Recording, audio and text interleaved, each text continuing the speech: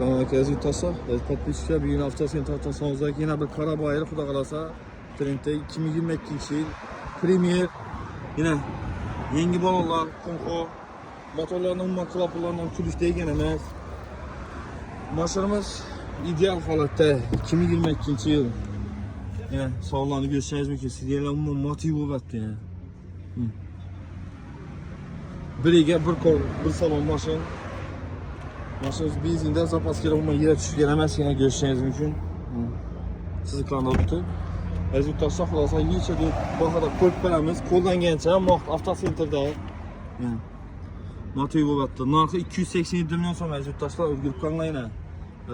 Singan yerlarim yo'q sizlarga yana. Avtokreditda qiziquvchilar bo'lsa, mashinamiz 60 ming kilometr yurgan.